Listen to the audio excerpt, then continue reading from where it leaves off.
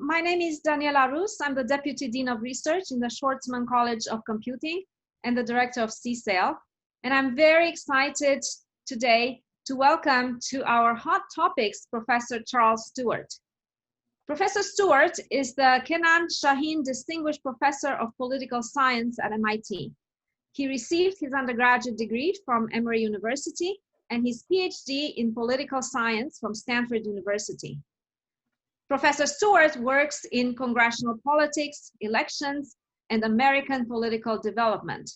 His current research about Congress touches on the historical development of committees, origins of partisan polarization, and Senate elections. In 2017, Professor Stewart established the MIT Election Data and Science Lab, which applies computational principles to how elections are studied and administered. In 2020, he partnered with Professor Nate Persily of the Stanford Law School to establish the Stanford MIT Healthy Elections Project. And this is what we're here to talk about. Now, Professor Stewart is a member of the American Academy of Arts and Sciences and a beloved teacher of the MIT students, recognized with a McVicker Award, a Baker Award for Excellence in Undergraduate Teaching, and many other recognitions. Now, we have muted all participant microphones in order to keep the speaker clear for those listening. During the Q&A portion, please submit your questions directly to Jill, Laurelyn, or me, utilizing the chat feature. To open your chat feature, just click the chat icon at the bottom of your Zoom screen. The chat will open on the right. Charles, there's been so much happening these past few months that is impacting voting, and I'm so eager to hear from you. Let's give Professor Stewart a warm virtual College of Computing welcome. Charles, take it away. Thanks, Daniela. It's great to be here. It's great to see so many people who I know. I wish we all could be together. You know, it's one of the things I like about MIT is that though I am a political scientist in some ways on the edges of the empire, I can look at my screens and see a number of people that I've been co-conspirators with over the years in both voting and curriculum and policy and all sorts of things around the institute. So it's great to see people today. I am going to be talking about the coming election, and I'm going to be giving a talk that is a little different from what I would normally give with an academic department, and I hope you will indulge me. I've been giving a lot. This is the 10th talk I've given in the last week and the 4th in the last 2 days on this topic, and so I will be I'm talking at a general level about what I've been up to over the last 7 months, but I hope this will provide an opportunity to key up discussions on any dimension you would like to talk about the upcoming election. So the title of the talk is, will the election be safe and decisive? These are two questions that have been at the top of people's minds. Safe since the pandemic arose back in March, and decisive ever since people began to worry about whether Donald Trump, were he to lose, would actually go out willingly. The quick answers are yes, it'll be safe. And only ironically will I say it will probably be decisive. And I'll say some words about both of those. But before that, I want to, this is my agenda, and before getting to the questions of safety and decisiveness, I want to tell you about the Healthy Elections Project, which, as Daniela mentioned, I'm co-directing with Nate Persily, who's a law professor at Stanford. So the Healthy Elections Project, you can find out everything that we're doing at healthyelections.org. This is a project that started up in March, right as the pandemic began to hit. Nate and I both have been supported by the Hewlett Foundation in our work for many, many years. I'm working in election administration. Nate also directing the Cyber Policy Center at Stanford. Nate and I began working together in 2013 when Nate was the research director of the Presidential Commission on Election Administration, which President Obama appointed after the 2012 election to deal with issues like long lines and emergencies and the rest. Nate asked me, as one of the co-directors of the Caltech MIT Voting Technology Project, to put together a team of experts to give testimony and advice to that nonpartisan presidential commission, which, by the way, as an aside, I would argue is probably the best example of nonpartisan work in the election space over the last couple of decades, the way you should do election reform properly in this country. So healthyelections.org. I encourage you to go to the website. You can even go during the talk, although I'd prefer if you went after the talk. So Nate and I, so here's the idea though. So Nate and I got experience working with the President's Commission, working with election officials about solving practical problems in elections, and became quite trusted within a community that oftentimes distrusts academics, and used to working in a nonpartisan way in this space. We were aware in March that there was a lot of litigation coming down the pike related to the pandemic and otherwise that was going to be driving election officials to have to change how they managed and administered elections. And while a lot of this litigation is important and is indeed in many cases appropriate, Nate and I also knew that you cannot litigate yourself, you cannot litigate your way to a well-run election. That in order to make a pivot, for instance, from a predominantly vote-in-person system to a vote-by-mail system, it's going to require a lot of logistical, it's going to bring up logistical challenges that will require logistical responses. And that there are tools that are available in the civic tech space and universities, kind of around in this area that should be made available to election officials. And so we were approached by Hewlett, come back to Hewlett, to start a university-based program at the two universities where we would basically assemble research to and to make it available or visible to election officials, but also to the public, to legislators, to the press, to help ease this movement into voting by mail. And once we got going, we got approached by wealthy individuals who suggested that we expand out our vision. And so we've actually spent the last 7 months, and I'll tell you a little bit about what we've been doing that's reflected in the website. We've been doing research, but we have also been supporting. By supporting, I mean sometimes directing funds toward groups like the University of Rhode Island. Gretchen Macht is an industrial engineer there who designs safe polling places, to an effort at the University of Southern California that's about placing drop boxes. Folks in the civic tech space who've been designing ways of tracking ballots, of basically redesigning management systems, doing whatever it takes to vote safely in this environment.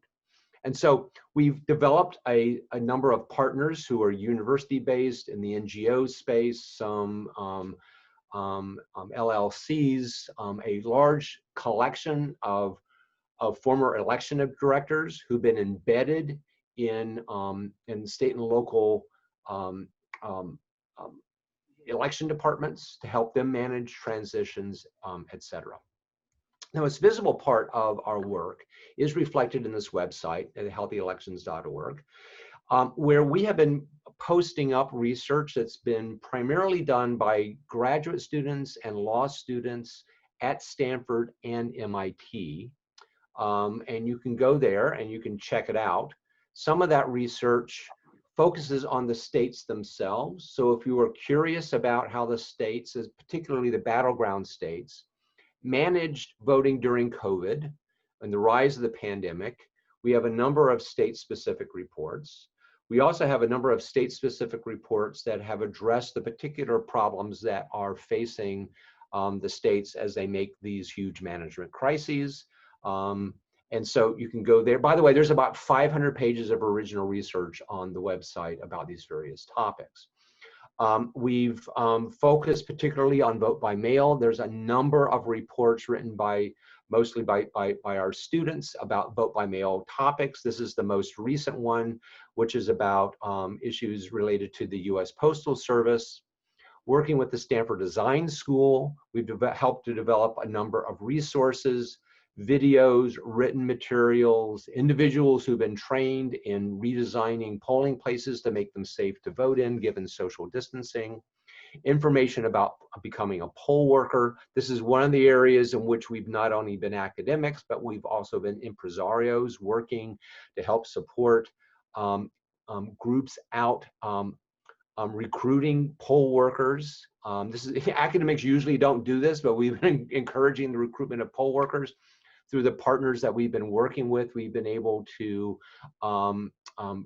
get about 600,000 people to volunteer to become a poll worker. For CSAIL, there are about 1 million poll workers who are deployed on election day. So we've been very active on the poll worker recruitment side.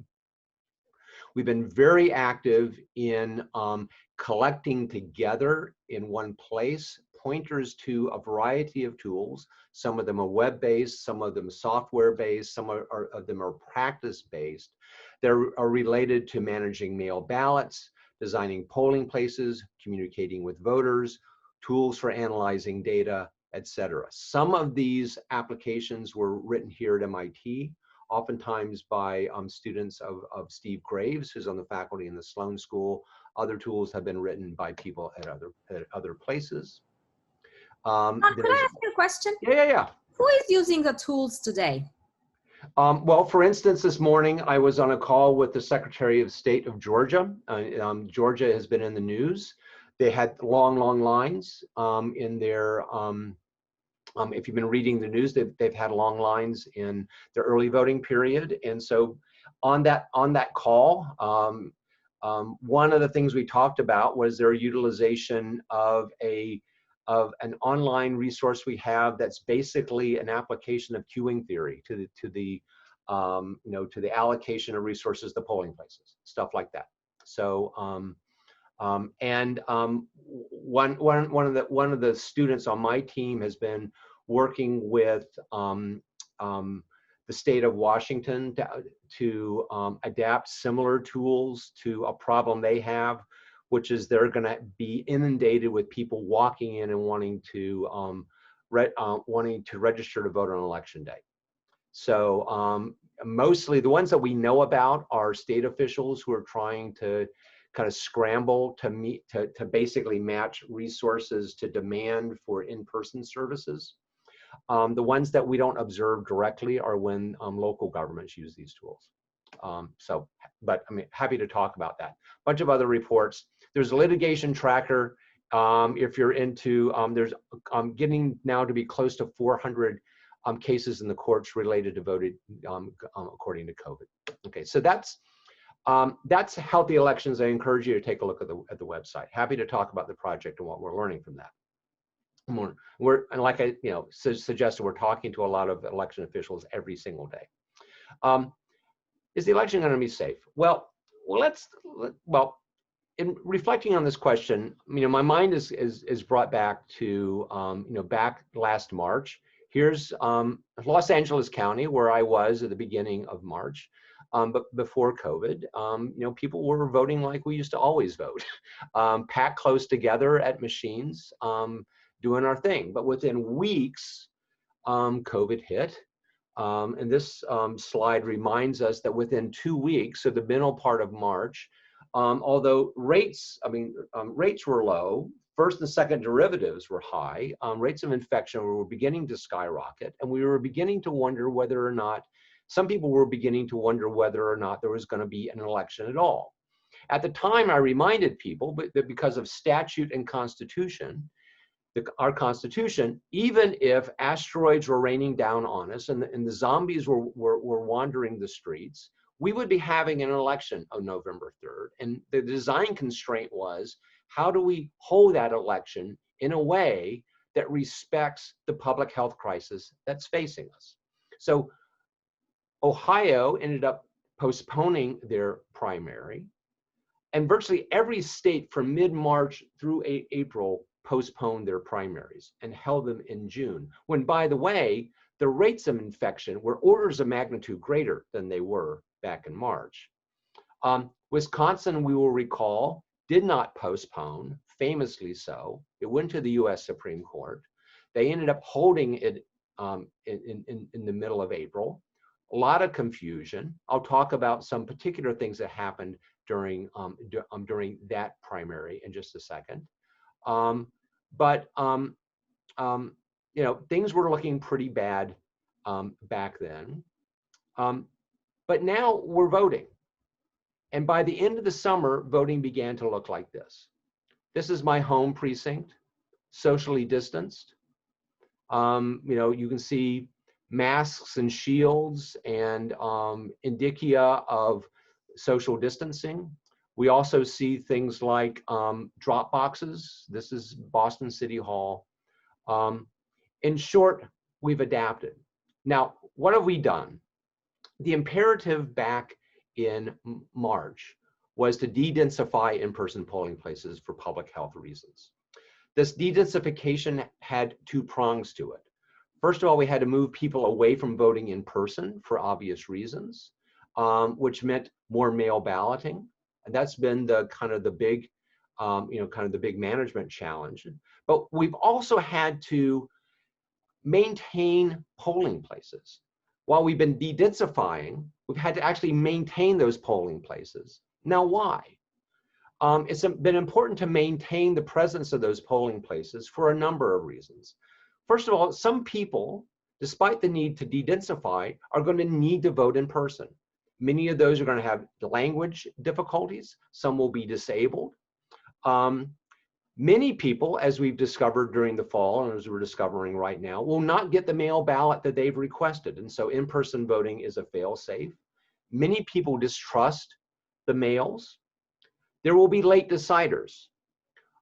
Basically, people who are deciding now for the next 2 weeks, if you decide now that you're going to vote, you should not be voting by mail, because the Postal Service cannot guarantee it's going to get you the ballot in time.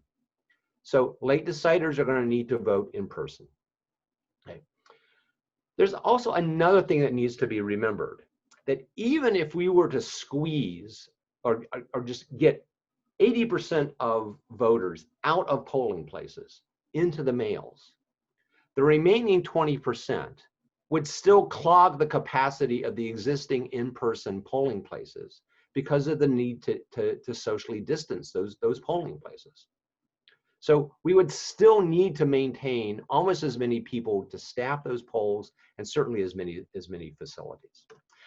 The challenge of reaching the imperative was two-pronged. On the mail side, we had a number of challenges. First of all, most of the nation lacked experience voting by mail, okay?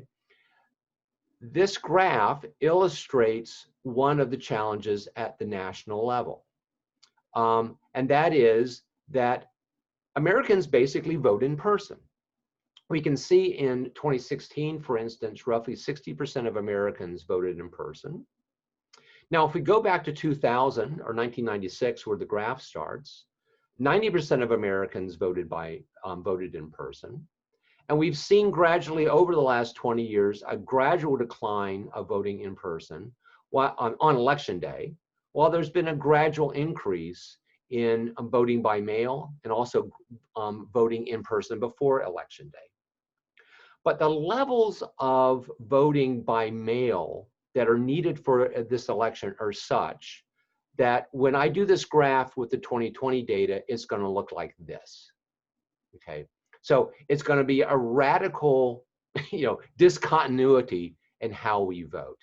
And it's going to be a discontinuity, not just at the national level, but it's going to hit hard in particular states. This growth in mail voting that we've seen over the last 20 years, almost all of it has occurred in about six states in the far west.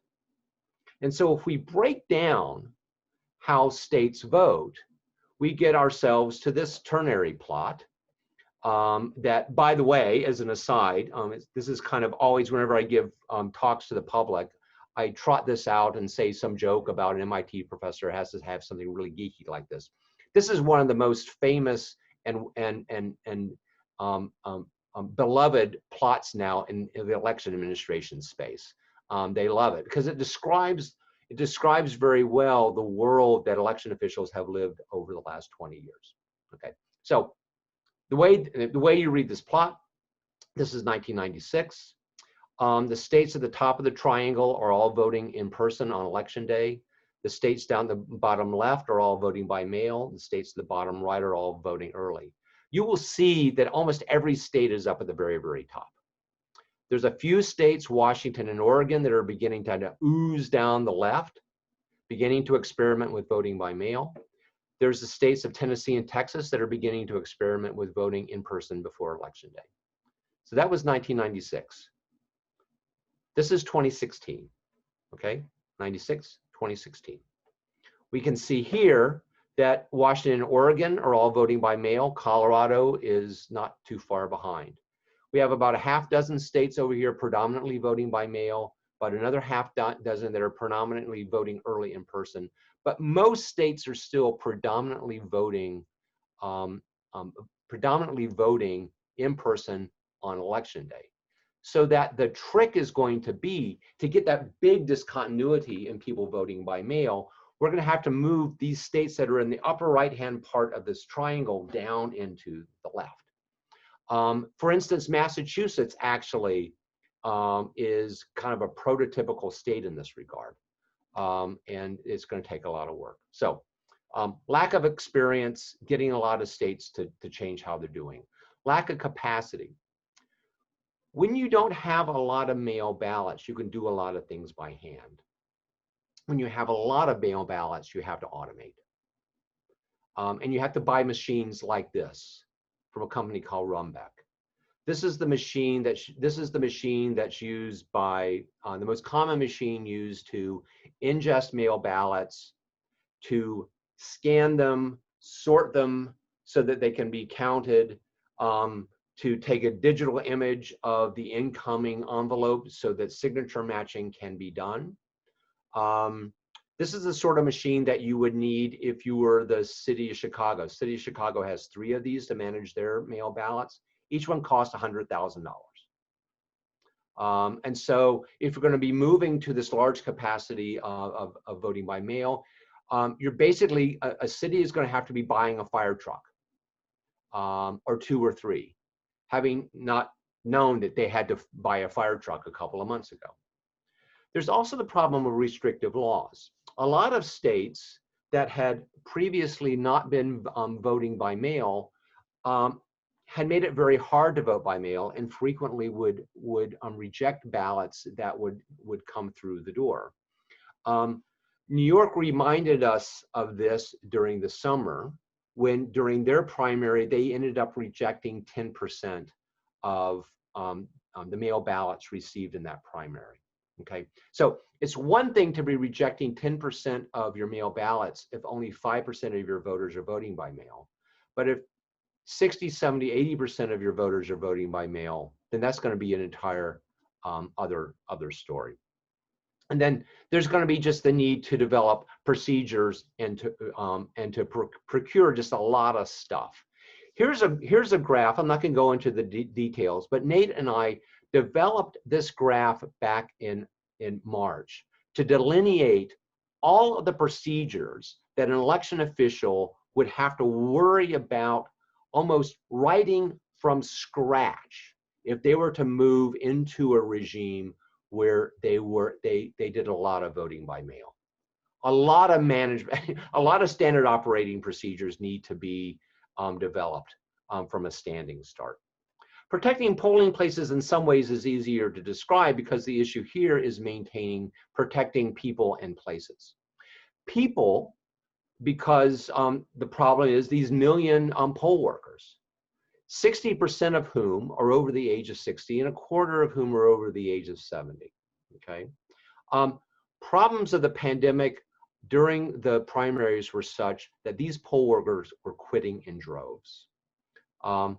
In addition, many of the traditional places that had polling places, like churches, firehouses, schools, were closing. So where are we going to vote? And who is going to staff those polling places? The problem in maintaining in-person polling places, getting the people and the places together, was illustrated in Wisconsin, and particularly, and most sadly, in the city of Milwaukee during the pandemic. This illustrates what happens when you can't plan and you're facing voting in a pandemic. This graph shows all the polling places in the city of Milwaukee they planned to open. That's all the blue dots. This is all the polling places they actually opened. They were only able to open 5% of the polling places they planned. And that gave rise to those long lines we saw, okay? So how did we end up doing? Well, it turns out things, after the initial problems in March and April, things actually ended up fine. I'm not going to talk about this graph in detail, just using it to prompt me to note that turnout in the primaries in 2016 was very robust, and after the dip in April was actually higher than it was, slightly higher than it was actually in 2016. It's also the case that Americans figured out how to vote by mail. This graph shows at a state-by-state level the percentage of people who voted by mail. The blue dots in all the states in the primaries. The blue dots are numbers in 2016. The red dots are numbers in 2020. These are the states that voted before the pandemic rolled in. These are the states that voted after the pandemic rolled in. Very quickly, states got mail ballots to voters, and they voted them very, very quickly. Okay. What we are seeing now during this period of voting is that mail ballots are going out, they're coming back quickly, and poll worker recruitment is going surprisingly well. To the point now that when we talk to local officials, they're recruiting for elections in 2021. What am I worried about? I'm worried about partisanship endangering people. I'm worried about the fact that there has become a partisan divide over whether people are going to be willing to vote by mail or not. And then particularly Republicans are listening to Donald Trump and are deciding that they're not going to be voting by mail, even if it's going to be good for them. Democrats and Republicans right now are reporting that kind of differences of 40 percentage points in terms of the likelihood that they will vote by mail. And this is true throughout the country, and it's being reflected in the administrative records that we're seeing. Mail balloting, what am I worried about? I'm worried about voters waiting too late to get their ballots back in. I'm worried about voters not following instructions, not signing the ballots, leaving signatures off, etc. So I'm worried about a few things. I think administratively we've come a long way, but on the whole, I think we're doing pretty well with a few worries to be said. I want to end up and take questions, and so I'm just going to very quickly talk about kind of the decisiveness and give this kind of Weasley answer probably. And just note, on the one hand, if this were a normal president in a normal year, we would say this is going to be a kind of a comfortable election. If we look at the polls right now, I took this from the Economist, whose models I prefer because they have actually they actually publish their model. They have a GitHub with it, and you can download it. Biden is leading comfortably, 54-46 in an average of all the polls.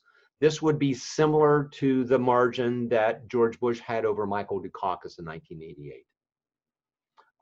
If we look at the state level, which determines the Electoral College, we see that the current predictions are that Biden would win 346 to 192, which is roughly the Electoral College victory that Obama had over Romney. Okay, but this might not be the right measure of decisiveness. And here's a number of terms that that need to be considered as we move into the vote counting that may be disruptive. Something called blue shift and red mirage. I'll say a bit about that. And the concerns about disruption of the count and transfer of power. The blue shift. The blue shift is something that I've written about with a colleague, Ned Foley at the Ohio State Law School. And this just simply refers to the tendency of the post-election vote count to be more democratic than the votes counted on election day. This is a phenomenon that we've observed since 2000. It accelerated in 2012 and 2016, and we think that it's going to accelerate even further in 2020 for reasons related actually to the rise of absentee ballots and the fact that Democrats are voting absentee ballots at a 40% higher rate than Republicans are.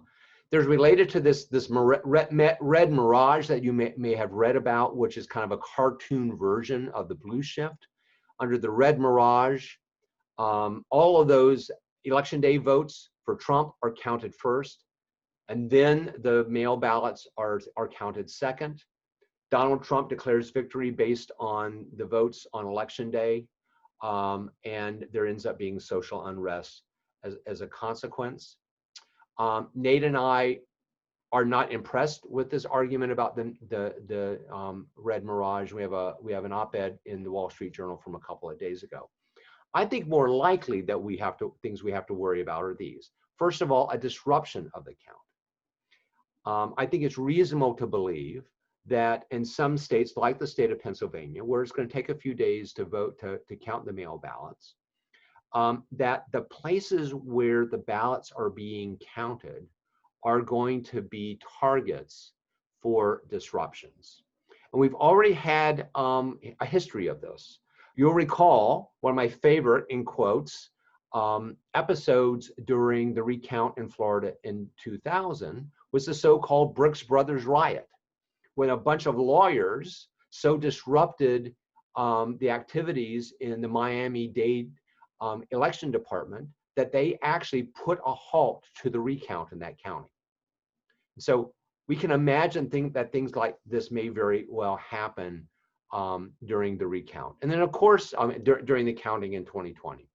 Then of course we have problems related to Donald Trump declining to say that he will peacefully transfer power, which makes us worried, again, not so much that the election officials won't do their jobs, but that there will be an even larger army of people willing to engage in things like the Brooks Brothers riot and be even more disruptive in the count in the days after the election.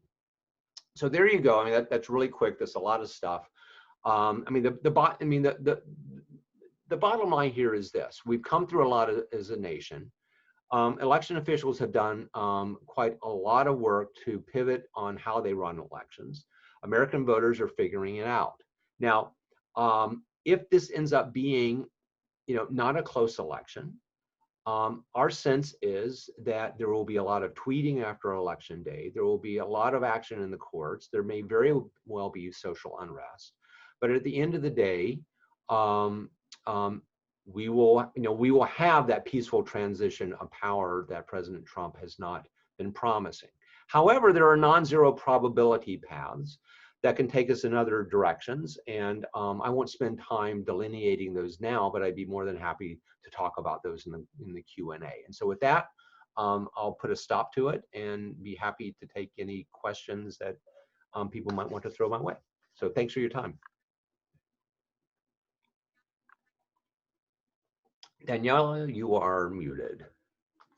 Thank you, Charles, for giving us this great tour of what we can expect from elections. I have a question about your study of the 2016 elections, where you found that 4% of mail-in ballots were not cast. And then MIT and Caltech researchers previously found that in the 2000 election, roughly 4 to 6% of all votes cast were unrecorded. So given that in elections, sometimes the decision is by thousands of votes, what do you think when you look at these kinds of numbers? Well, the first thing it reminds me of is what's known as the election administrator's prayer, which is, please God, don't let this election be close. Because it's in the close elections where these issues of what we call lost votes really come into the fore. And by the way, lost votes, I mean, just to make very clear about what we're talking about in that kind of 4 to 6% of lost votes. These are oftentimes not votes that are actually sitting in an election official's office waiting to be counted. In the case of, for instance, of in-person voting, these may be voters who actually walk away because they're in a long line and they give up. Or these could be, as we saw in 2000, hanging Chad and pregnant Chad and those sorts of things where votes actually aren't recorded. So it's a kind of a dog stew of things that are out there that could have conceivably have been a vote if the technology had been better, the procedures had been better, et cetera. Now to speak a little bit more concretely about this election, if this election is like others, we can expect, between 2 and 4% of mail ballots to arrive and be rejected. And that means about 1% of all ballots, 1 to 2% of all ballots in this election are going to be rejected. Now, one consequence of this is, so I'm about to make myself a liar by saying that when I said many of these lost votes are actually not votes sitting around in an election official's office. Well, a rejected absentee ballot is a vote that's sitting around in an election official's office. So if we have a recount in some place, like if it's really close and it comes down to Pennsylvania or Michigan or Wisconsin, recounts are litigated over rejected ballots. And so we could very well have a lot of litigation around these ballots that would have substantive consequences. We know that these ballots are likely to be more Democratic than Republican. So they're going to have a substantive meaning as more of them get included in the count. But they're also going to have a procedural consequence with potentially 1% of all ballots in election administrator offices to be litigated over. There's going to be a lot of arguing. That's going to be a lot of delay. And it's going to make it harder for states to actually get their count done before the meeting of the Electoral College in the middle part of December. So some of the kind of worst case scenarios that involve kind of an election process going off the rails involve fighting over these absentee ballots and the fighting being so delayed that states risk not having their votes count in the Electoral College, in which case we could then have state legislatures potentially attempting to jump in and elect electors. That's a fraud area. I won't go down that rabbit hole even further. But the reason why I say it's off the rails is that you can imagine if we get to that point, we're talking about all sorts of constitutional questions that have not been raised in about 150 years. And it scares the bejesus out of a lot of people if we were to go down those paths. I'll stop there. Charles, related to that, what would compel the Supreme Court to get involved, and what could preclude that? Yeah, that's an interesting question. My sense is this: there's a lot of activity in the federal courts right now around election rules. And my sense of it is that the Supreme Court actually would like to stay out of this election after Election Day as much as possible. And that's one of the reasons why right now the court has taken for consideration a large number of cases on appeal related specifically to the late counting of absentee ballots. lower federal courts have, in many, many states, agreed to extend the deadlines for the receipt of mail ballots past election day, so long as those ballots are postmarked.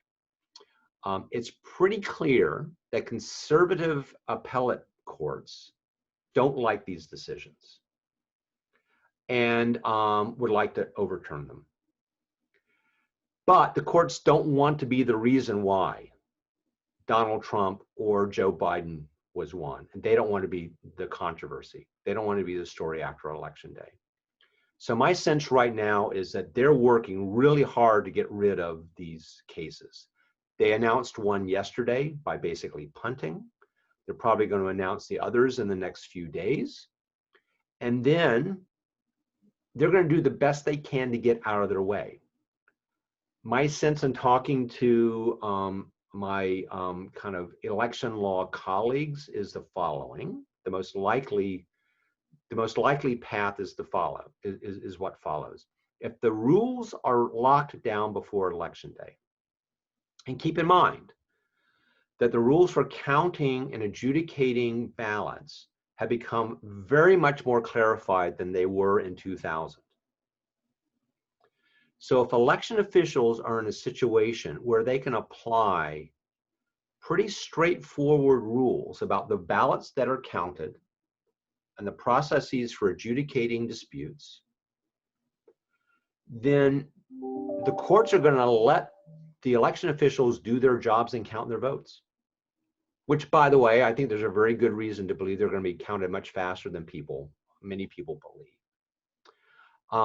And try to hew to a very strict reading of the election laws in states. Because I'm certain that Justice Roberts and the other members of the Supreme Court recognize that if they have to answer certain questions in the middle part of December, it will be really bad for the court and it'll be very bad for the country. And so they're doing everything they can to keep things out of the courts, keep weird decisions out of the courts. You don't know what's going to happen on election day, and you know something strange is going to happen on election day. The final and so I could say more about that, but just maybe to kind of tee up something else. My sense is that we are in fact going to know on election night what the narrative is going to be, what the path to 270 is going to be. And if we do know that, then the incentives for trying to get the courts to pull one, to pull one out of the hat for Donald Trump will be greatly reduced. And so there's also, I think, a wide understanding, even among many Republicans in many of the states, that it's imperative that election officials be well on their way to counting on all the ballots by Tuesday night at midnight or Wednesday. So so things I think will move much faster than we sometimes are worried about. Charles, can you say something about numbers? For instance, how many have the machines they need? Do we have an idea of how many have enough poll workers? How many states have signature checking on mail-in ballots? What does that look like? Yeah, on the resources, on poll workers, election officials now are pretty much saying they have the poll workers they need in general. The places where they are needy right now it's actually in terms of language, kind of bilingual interpreters, people like that. And so actually anybody on the call, if you have a language specialty or skill, especially Spanish in this area, you can still be used, I'm sure, in Massachusetts. That's where that need is. In terms of hardware, by which I mean those sorters and those scanners, they appear to have what they need. Now, they may or may not be able to deploy them where they need them. And so to give you an example, again, from this call with Georgia today, they were talking about, so part of the discussion was about how to deal with the fact that many counties have obviously under-provisioned their early voting sites. And so they need, to roll out a whole bunch more voting machines and a whole bunch more electronic poll books. And it turns out that the voting machines are generic and they can go anywhere and they're fine that way. The poll books are dedicated to a particular polling place and they're harder to redeploy. And so, at this moment, I think they're better situated for things that are easily deployable, including voting machines, voting booths, those sorts of things. It might be a little too early to see if they're well positioned in terms of having things like poll books that can be easily deployed.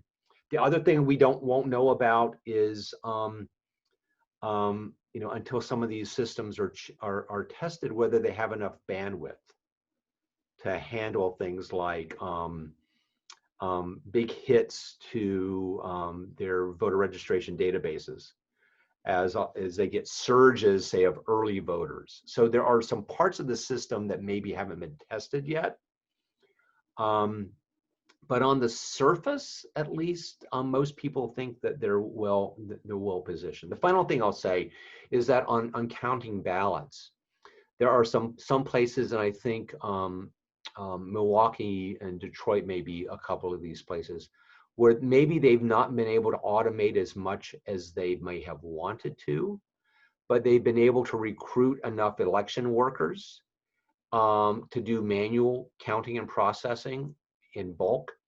And so, we've been reading a lot about the NBA opening up arenas for people to vote in. In many of these cities, they're actually going to be doing absentee ballot counting in these arenas. And so they're going to be full of election workers, counting ballots. And so at the end of the day, some of this capacity deficiency can be dealt with by doing more manual work. And right now they're recruiting people to do more manual work in a few large cities. So just a quick follow-up on that. Pennsylvania, Wisconsin, and Michigan will wait until election day to count votes. How do you think about this? Do you see it as an obstacle?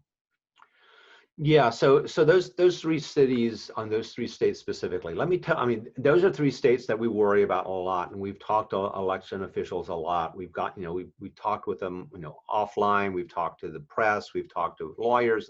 This is what this is what I've concluded. Now, I might be wrong. This is what I've concluded. Wisconsin is actually sort of like Massachusetts in the following sense. They count, except for Milwaukee, they count their absentee ballots in the polling places. They process them in the polling places, and they do it on election day.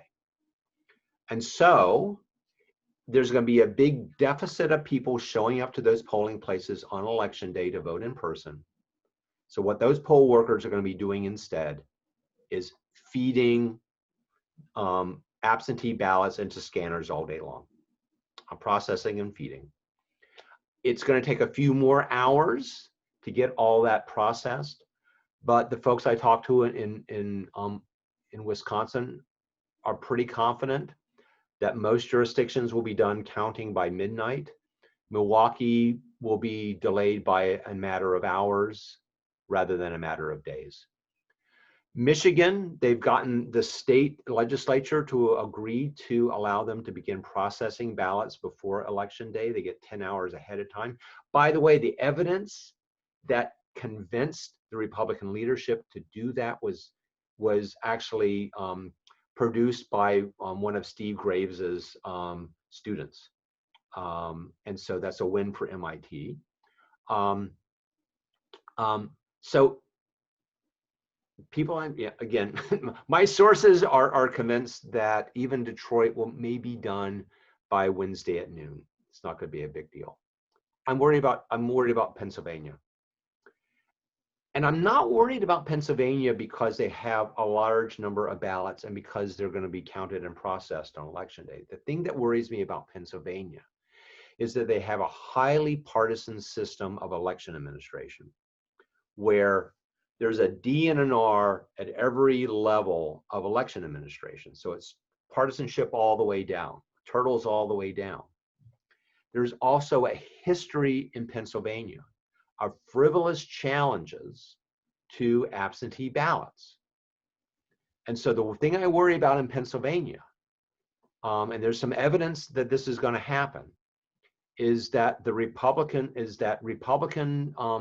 poll watchers in Philadelphia particularly will challenge every single absentee ballot one at a time as they go to count those in Philadelphia. And that's where I think, and so that's the thing I worry the most about, and where I think I am hoping that the judges in Pennsylvania will not put up with those sorts of frivolous challenges. But that will be one of the areas in which the court system will be tested to see whether they will batten down obvious attempts to try to rope-a-dope the count. Charles, going to another question from the audience. Are there any changes in the way that the press reports on election returns on election night and afterwards? And are there best practices they should follow to set calm public expectations and preempt candidates from making unjustified declarations of victory or otherwise? Yeah, that's a really great question, and I think it's a subtle one. And in the interest of full disclosure, I should note that I'm actually on the CBS call desk, decision desk. So although nothing that I say will be based on any special knowledge from that, but here's some things. Thing number one is that the decision desks, more than anyone else, have understood the precarious position they're in terms of partial counts on election night. I mean, this is their life. I mean, and this is what they do, and they've known better than anybody else the stream of information coming in on a typical night, how variable it is, the fact that one part of a state comes in first, then another part of the state comes in first, and you can have a big Republican surge and then a big Democratic surge. They've known that for years, and in fact, the modeling they do is all about keeping track of where the ballots are coming in, characterizing the ballots that haven't come in, estimating the likelihood that the trailing candidate can overtake the leading candidate given the distribution of the ballots that haven't come in. And they're very aware of this. So here's the conundrum, that a free press is not going to suppress facts, and a partial vote count is a fact. So, I mean, we just have to put that out there. If there really is a red mirage, that is going to be a fact, and nothing is going to stop the AP or CBS or anybody from just not reporting the votes that have been posted up on a doorpost outside of a precinct. That is going to happen. So that having been said, one change that's going to be different this time is that every outlet except for the AP, and the AP is not as important as it used to be, every outlet except for the AP has models of anticipated turnout and is going to be reporting partial election returns in terms of percentage of expected turnout. New York Times is already doing this, by the way, in their web pages. So that's one way of inoculating against partial claims. So that's one thing. So there is going to be reporting, trying to be just much more transparent about where the ballots are coming from and what they mean. Having said that, so here's a couple of things I've just put in as to kind of temper what I just said. The first thing is that I think we have to be very careful about characterizing partial information, because we want to be patient, but we don't want to mistake that patience from believing like we know nothing. That We only trust the complete count, official count, which will come in 2 weeks. Because we know that if we don't report anything, the candidates are going to make claims anyway. And so we're going to have to be more sophisticated in our consumption of the numbers on election night. And that's why I've been touting this story, is that although, thing number one, the election is not official until the states certify the count, and that's not going to be in most states for a couple of weeks, we are going to be able to make inferences, informed inferences by the pattern of the votes as they come out on election night. And this is what I think the most likely narrative is going to be, path of information is going to be, and it's forming my, and I see we have 1 minute, so I'll be fast, but here's the deal. I think this is important. Florida. Florida will report 70% of its votes within half an hour of polls closing. By 11 o'clock, Florida will have reported everything. 95% of ballots in Florida will have been counted.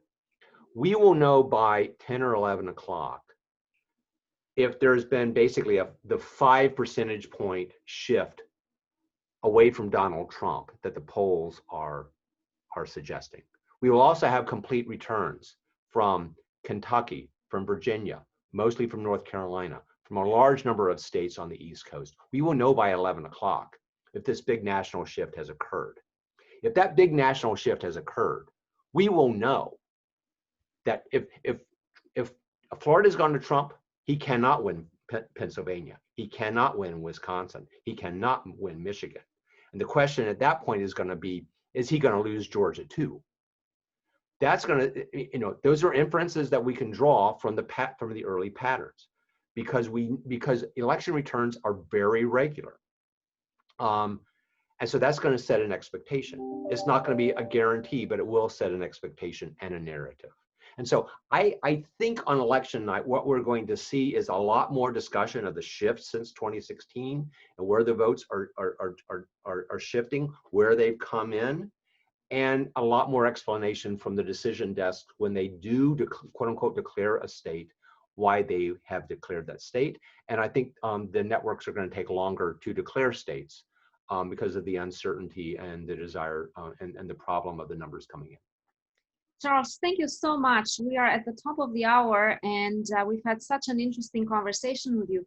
We did not get to some important topics like what computer scientists could do to contribute, and perhaps we can come back to have a conversation about that after the elections. Also, I did not get to ask you my favorite question, which is your opinion about the difference between an electoral college approach to voting and something like the Australian system, for instance.